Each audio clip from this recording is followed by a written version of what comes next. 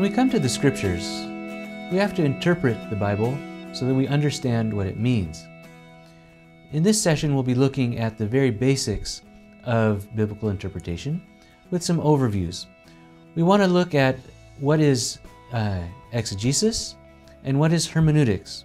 Ask what are they and why are these things, these big terms, why do we even need them?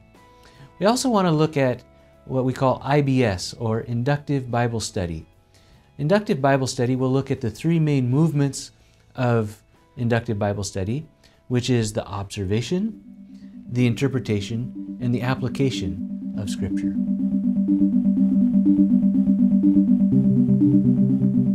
So what is this thing called exegesis? It was mentioned in a previous video, eisegesis, which we said is the opposite of exegesis.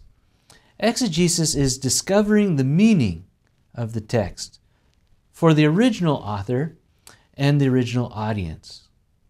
We're focusing in on meaning of the text, and especially for exegesis, we're trying to get back into the mindset of the time when it was written. That is to say, the mindset of the author and the original audience. We can say that exegesis is an art, it's also a science. It's an art and science because it has rules to follow, just like science does, and also art for that matter. But also the rules are applied in varying degrees, much like we see in art. Sometimes the best art is when we break the rules. We don't want to break the rules of exegesis necessarily, but we apply the rules in varying degrees. And exegesis is also an art and a science because it employs creativity, but it also employs logic. What about hermeneutics? What is hermeneutics? Hermeneutics is also the discovering of the meaning of the text. But we can say it's the discovering of the meaning of the text not only for the ancient context, but also for our context. So if we could draw a Venn diagram, we can see that exegesis is within hermeneutics. So hermeneutics incorporates all of exegesis, but it adds this other layer of the meaning for today. So why do we have to do interpretation? Actually, I might back up to say that hermeneutics is a fancy word for interpretation. But why do we have to do this at all? Well, first of all, because interpretation is always taking place. To put it differently, you can't not interpret when you come to a text. The only way to not interpret is to ignore it altogether. And I suppose that in itself is a form of interpretation. So interpretation is always taking place, but subconscious interpretation often leads to miscommunication. That is to say, if we're not paying attention to our hermeneutics, our interpretation, we're doing it subconsciously. And when that happens, we can make a lot of mistakes. Therefore, paying attention to hermeneutics or explicitly interpreting is preferable because it allows us to operate within accepted guidelines. And it allows us to become better readers. In some ways, we can say that interpretation is just reading. But there are good ways of reading and bad ways of reading. So when we attend to this process of interpretation, we can become better readers. One way of interpreting is inductive Bible study. Inductive Bible study is a close reading of the Bible to discover for oneself the meaning of a passage. That's why it's called inductive, because we're not going to see what other people said about it before we think we know what it means, but doing it for ourselves.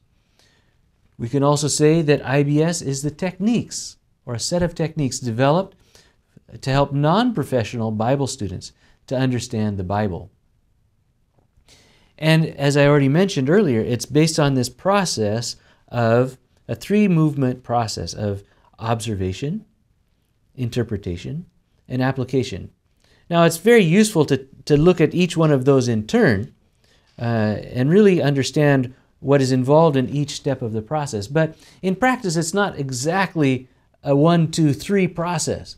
all of these things come back and forth and all mixed up a little bit. But for the purposes of understanding and learning about them, it is still helpful to take each one in turn. So we'll begin with observation. Observation, we can say, is answering a question. The question is, what does the text say? So we begin, to answer that question, is to look at the 5 W questions. Who, what, where, when, and why.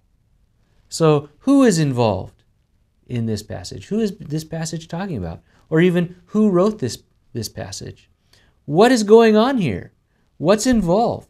What are the things in the passage? And what is being said about them? Where does this take place?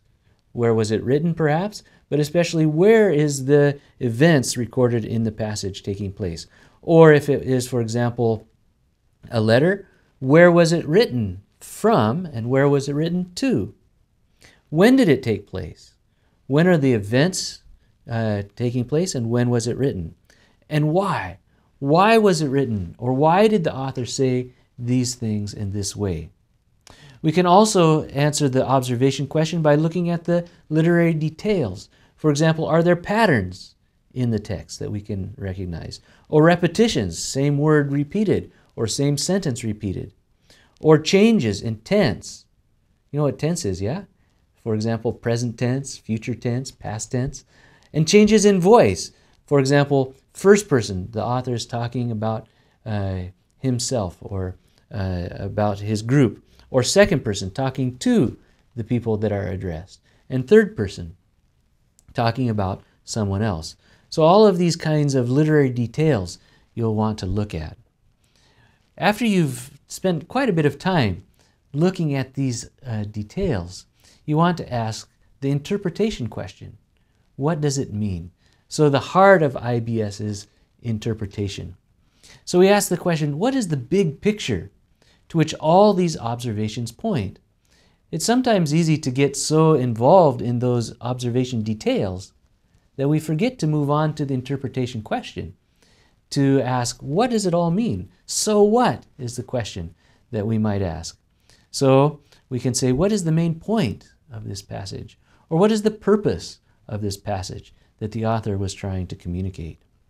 For IBS, we don't want to just stop there. We want to move on to the application question. We want to decide on what it means for us today. So we ask, I recommend that you really focus in on application in the sense of an action that we can do. So many times when we say application, we're thinking a good idea from the text. And then that is important. But we also don't want to neglect putting into practice what we have learned. So for that reason, if we want to apply it, we want to do it like a goal, something that's action-oriented, something that's measurable, and something that can be held accountable to us. So we've learned today that we need to be interpreting the Scriptures. We always have to interpret whenever we read. But there's intentional ways and subconscious ways. We want to emphasize the intentional way, not the subconscious way. Because when we focus on what we're doing, we can do it better. One technique for interpreting Scriptures is inductive Bible study, which comes in 3 motions, or 3 movements: observation, interpretation, and application, all of which are very important when we come to the Scriptures.